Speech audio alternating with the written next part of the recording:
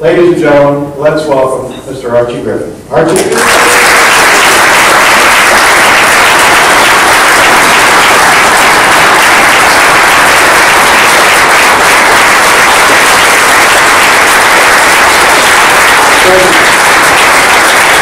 Thank you all so much. And I certainly want to thank Don for that fine introduction. When you hear an introduction like that, it really kind of reminds me of the man who was introduced as being a great speaker, great personality, just an all-around fine person.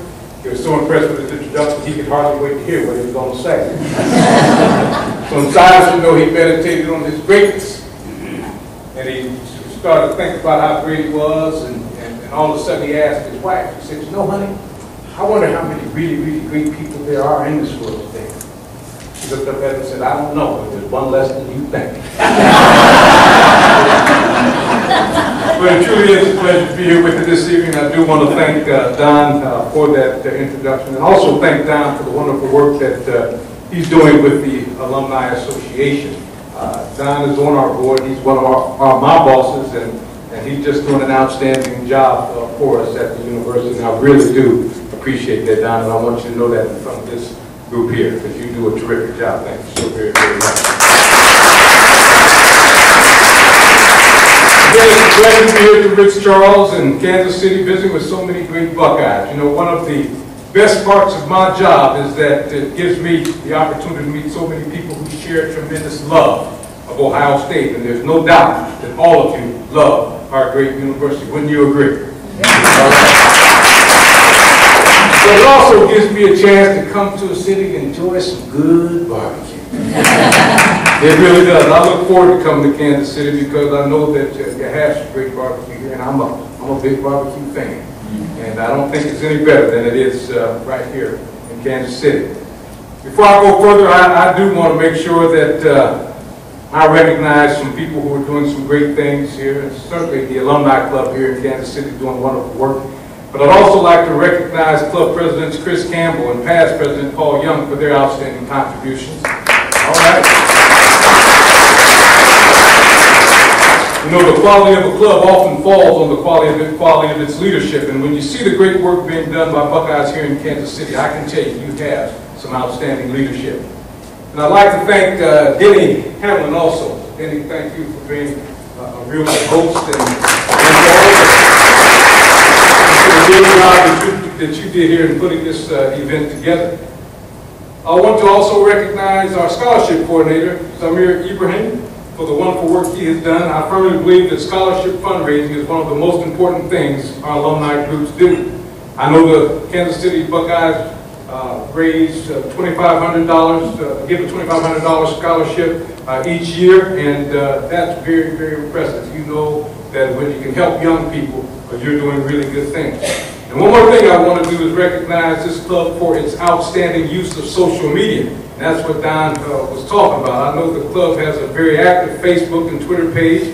Our staff at the Alumni Association certainly keeps an eye on those pages, and they told me that you are doing a wonderful job communicating via these new media platforms. Now, I can't say that I always have the best understanding of Facebook or Twitter, but there is no doubt there are important ways to help keep people in the loop, and I'm all for making sure that we keep people engaged and in the loop. So let's give a big round of applause for all the things that's going on right here in Kansas City.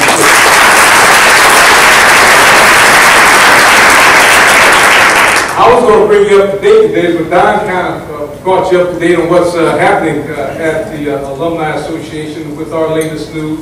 As Don mentioned, the latest news, many of you know that in February, the association entered into a more formalized partnership with the university, and this partnership is going to better position us to achieve our common goals, not only the university's goals, but also the Alumni Association goals. And this really was a surprise to a lot of our alumni, because they really did believe that you know, we were part of the university. In a sense, we really always was, because we always had a great relationship with the university, and things always worked out well as far as communicating with each other. But we're going to formalize that partnership. As a matter of fact, the partnership technically is already formalized, but we really can't formalize until next week's board meeting. But we think it's a really good thing. It's great to be on President Gee's team. And I know that it's great that all of us will have the alumni voice heard at the top level of the university. That's really what it's all about. You know, I feel honored in being on President Gee's team because I think he's put together a great team. And being a part of that team is something that's going to be very, very special for me. You know, the value of teamwork is something that I learned about when I played football at Ohio State. I realized very early that I did not win the Heisman trophies because of my own efforts. I earned the Heisman trophy because I was on a great team. Guys that made me look good enough to win the Heisman trophy. I've always said that my Heisman was the result of me being in the right place at the right time with the right people. And I feel that way again because with this partnership, I feel that our university has committed itself to improving and moving along the path from excellence to eminence. I believe in this goal the same way I believe in our association goal of being the biggest and best alumni association. To me, Ohio State should always aspire to the highest levels of achievement, whether it's in the classroom, on the athletic field, in the research lab, or places like right here in Kansas City. Buckeyes must always strive to be the best that we can be. Now, you may ask yourself the question, how can I help Ohio State from where I sit? Well, I think today's event is a good example of one thing you can do. Simply put, Buckeyes who are involved are Buckeyes who are helping their university. I've always felt that being involved is so very important. Why? Well, whether you are attending clubs, whether you are supporting scholarship for future generations of Buckeyes, or making important efforts in your home community, you are making good on your Ohio State education. Our university motto is education for citizenship. And what that means to me is that it's not good enough for you to take your education and use it only to accumulate wealth or things that benefit you alone. Buckeyes must make a commitment to be involved and engaged wherever they are. And I feel strongly about that because when I look back at the successes that I've had in my life, I know that they grew out the efforts of people I met. My teachers, coaches, friends, mentors, all got involved in my life. And because of them, I've been able to have some semblance of success. These are people who paid forward. And in the time I have remaining today, I'd like to talk a little bit about this concept because I think it's a very, very important one. Before I do that, however, let me share a little bit about my background, the parts that Don didn't give you. I come from a fairly large family. I've got 6 brothers and a sister. My folks gave all of us priorities to live by, trusting in God, getting an education, including college, and participating in sports. Now, I've been lucky. I've been much luckier than most people like me who are lifelong Buckeyes. I mean, I was born a few hundred yards south of Ohio Stadium in the Ohio State University Hospital. And most days of my working life started in offices a few hundred yards north of the shoe in St. John Arena, where I spent 19 years working in the athletic department, and now at the Lunenburger Alumni House.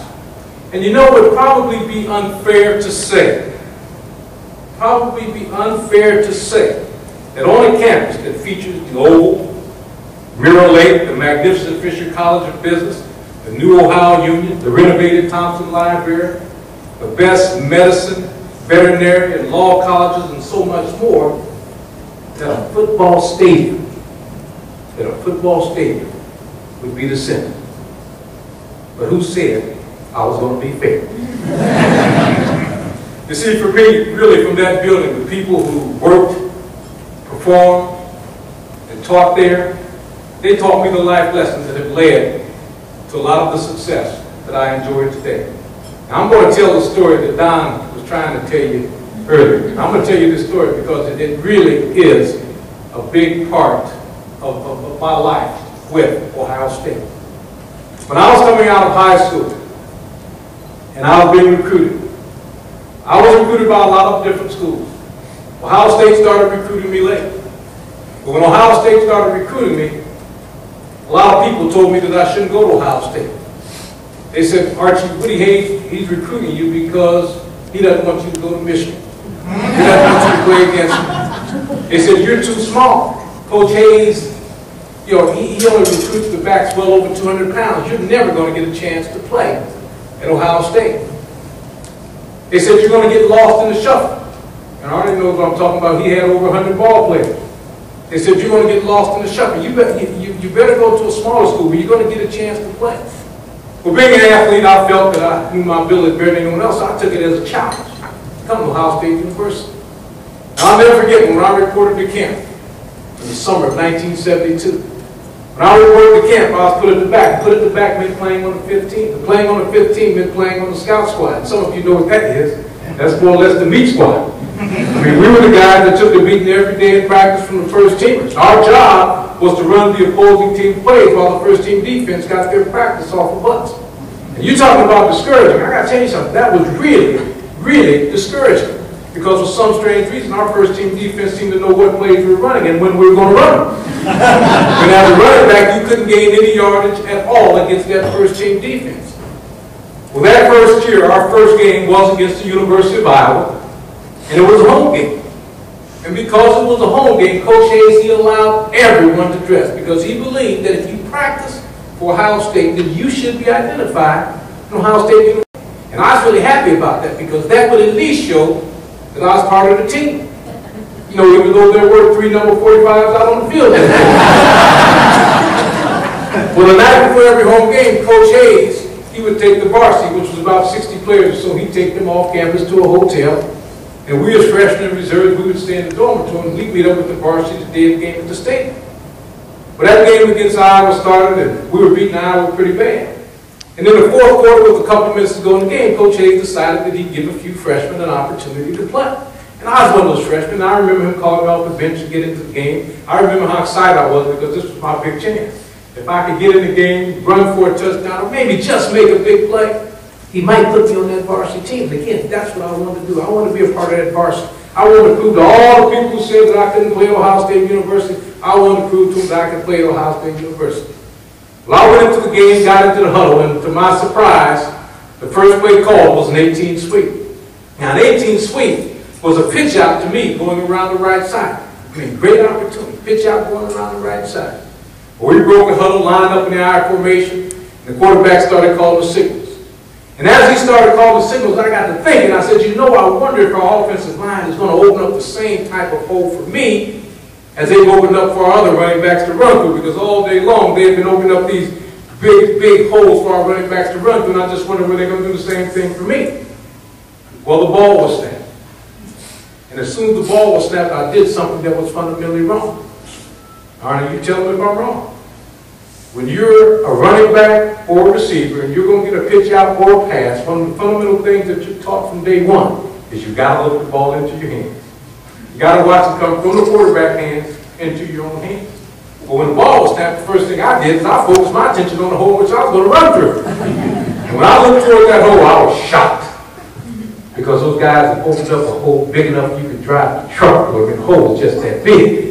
So instead of me turning back towards the quarterback and watching that ball come in my hands, I kept my eyes on that hole because I wanted to make sure it didn't go anywhere. Me with my eyes on the hole, the quarterback pitched the ball to me, the ball hit me in the hands, and I fumbled. Now, a lot of you remember Coach Hayes. And I think you know that one of the things that he did not like was fumbling. Well, I fumbled the football, and he took me out of the game. And I left that game thinking that I had blown my big chance. I remember going home that night, and my father sensed something was wrong with me, and he asked me about it. I said, Daddy, you know, I don't know that I'll get another chance this year. I'm the 15th tailback. I just fumbled. I'm a freshman. I don't know that I'll get another chance this year.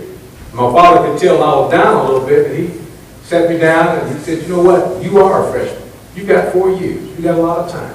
What you need to do is go out there, work as hard as you can, and you'll get another chance.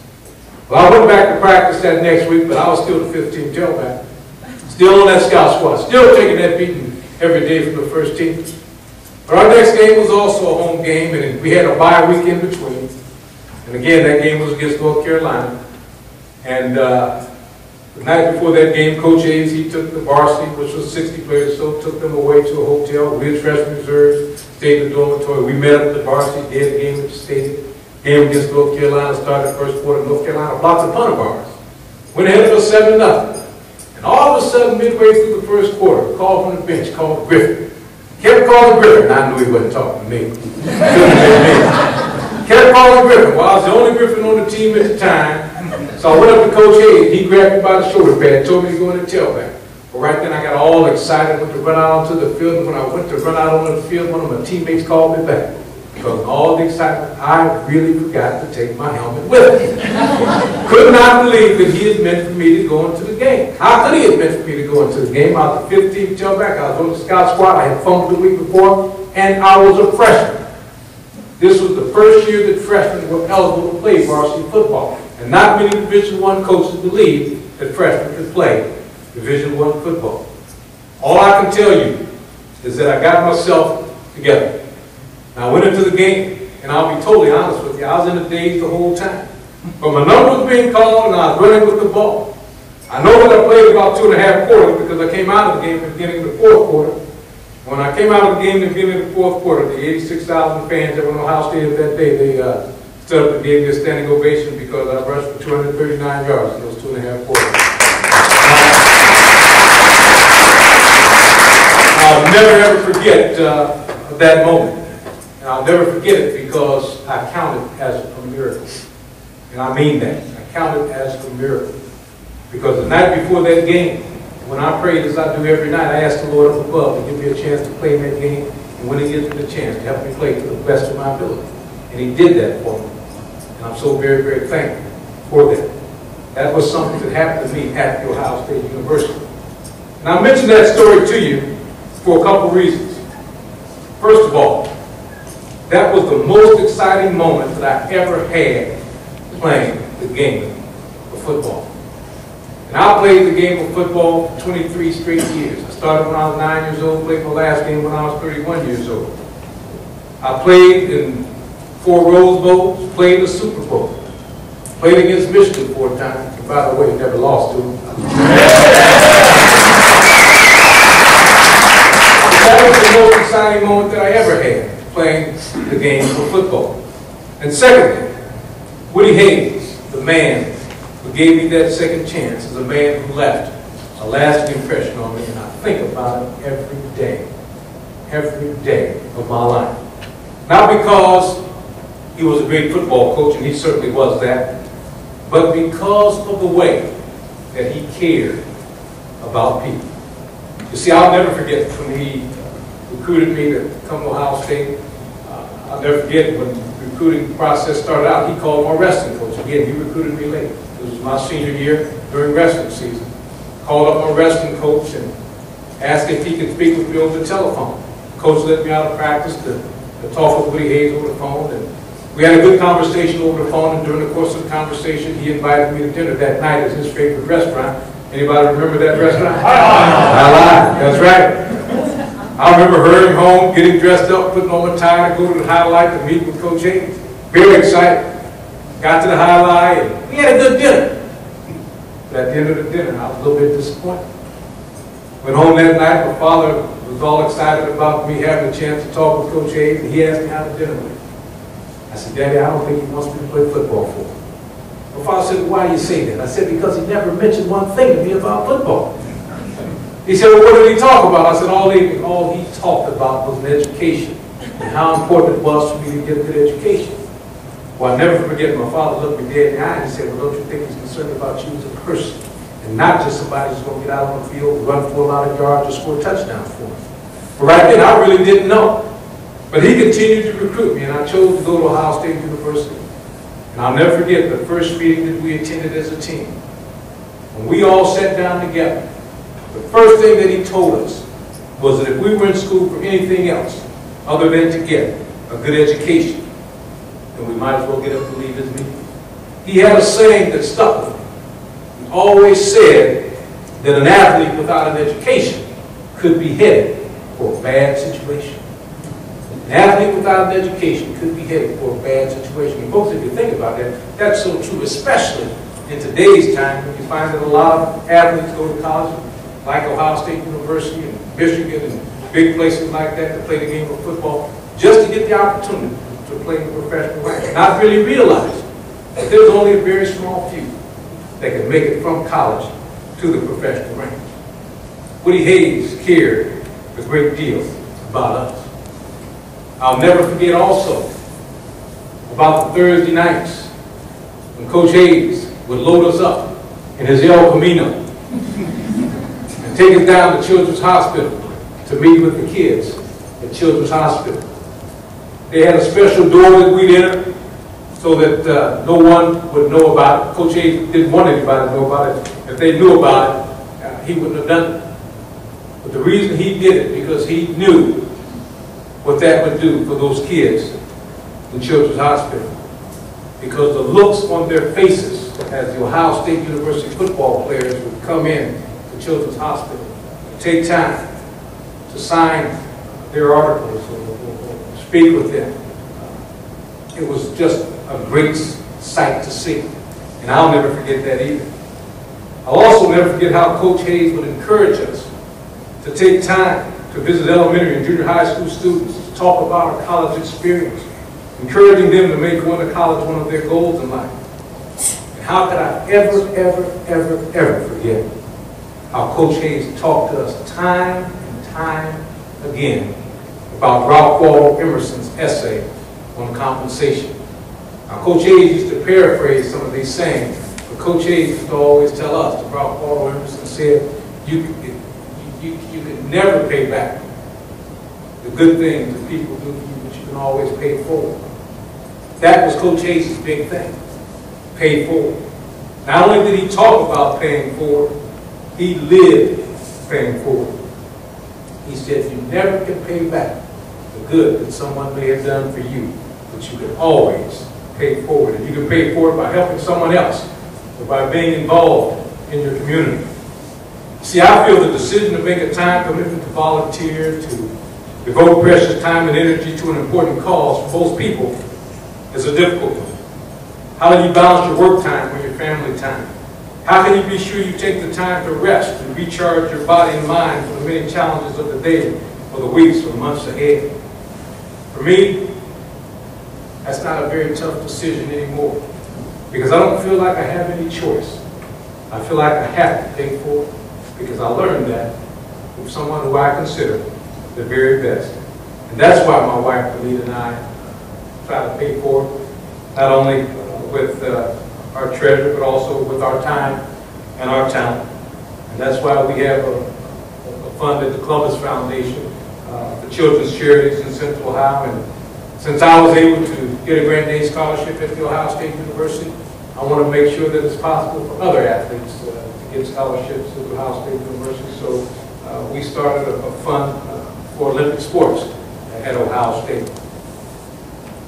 Got to pay for it. And I tell you something, Coach Hayes not only had that sort of impact on me, but he had that same type of impact on many of his players and with the coaches who coach alongside him. And I can tell you that they are paying for it by volunteering and being good community servants where they live. And one of the reasons that I love my job I'm in right now as President and CEO of the Ohio State University Alumni Association is because when you think about it, that's what we do. We are paying forward. That's what you are doing as an alumni club. You are paying forward. You're paying forward by helping students. You're paying forward by getting involved in projects here in the Kansas City area in the name of Ohio State University. But that's what we're all about at the Alumni Association, paying forward. Let me just give you an idea of some of the ways that we pay forward at the Alumni Association. We pay forward by supporting students. We award scholarships just like you do here at the Alumni Club. If you take all the clubs around the country and you take the Alumni Association, we put about $1 million a year into scholarships at the Ohio State University. We focus our programs on students. We believe that students are alumni in training, and we want to make sure that when they leave Ohio State University, that they know about their alumni association. That's one of the reasons that we have a satellite office in the new Ohio Union, because we want people to see the Ohio State University Alumni Association name. We want people to know about our Student Alumni Council. And ladies, when you go to Ohio State, I hope you look up the SAC, that's Student Alumni Council. It's one of the most outstanding student groups on campus. And we'd love you to be a part of that. So remember that, those letters, SAC, Student Alumni Council. We'd love you to be a part of that. But we focus our programs around students because we know that they are our future alumni. We pay forward by serving alumni. Many of you know that we have an alumni awards dinner every year in the fall where we honor our outstanding alumni from around the world. It's a wonderful dinner. We love that dinner because a lot of people come to that dinner to see these outstanding alumni.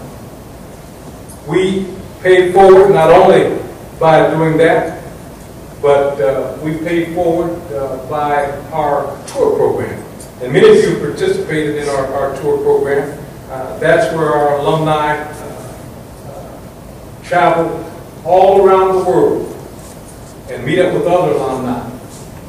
We make sure that the trips that we provide from an alumni tour standpoint are great trips, great points of interest. If you haven't taken one of those trips, I hope you do, because I think you'll find that they are certainly first class. We also serve our alumni by our Buckeye Bash program at away games. If you go to Iowa, I'm sure there's going to be a Buckeye Bash. And what those Buckeye Bashes do is it gives the Buckeyes at an away game a gathering point where you can all come together with other Buckeyes. And always have food, and usually have the speaker come along, maybe the athletic director. Sometimes I get a chance to go to those games and speak to the groups that's there. But it's a wonderful gathering place for our alumni to come. So if you go to those away games, please participate. And if you went to the Rose Bowl this year, you saw one of the biggest Buckeye Bashes that we ever put on at the Santa Monica Pier. I think we had 30,000 Buckeyes out there that night, which was an incredible sight to see. We also pay forward by honoring our faculty. Every year, our Alumni Association gives 10 Distinguished Teaching Awards. 10 awards for distinguished teaching. These teachers are selected by their students and their peers. And the Alumni Association each year will give these teachers as a gift a stipend of $3,000.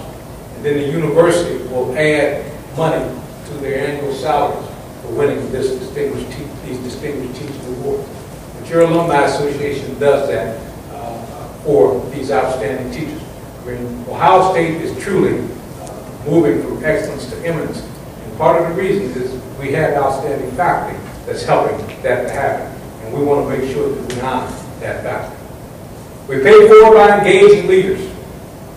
Don Schreiber is on our board of directors, and he also serves on our Alumni Advisory Council.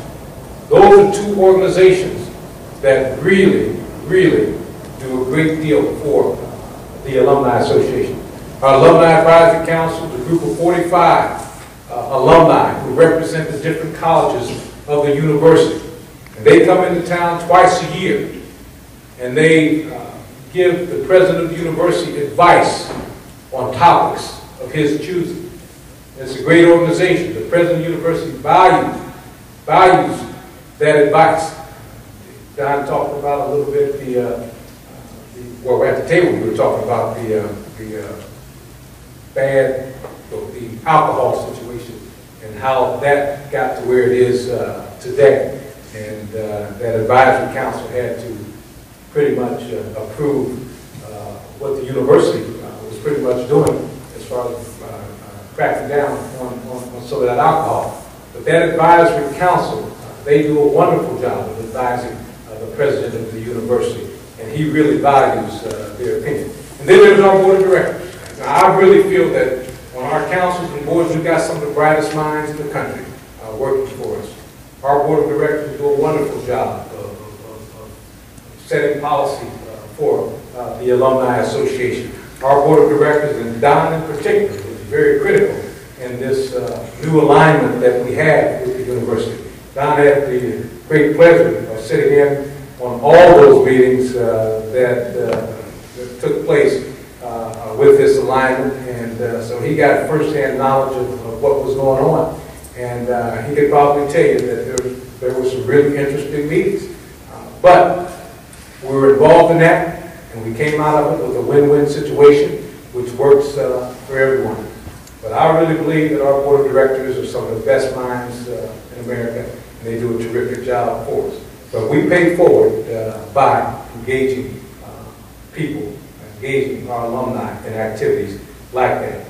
And then I must say that we pay forward by committing to our communities and committing to the communities around the country with our alumni societies and with our alumni clubs.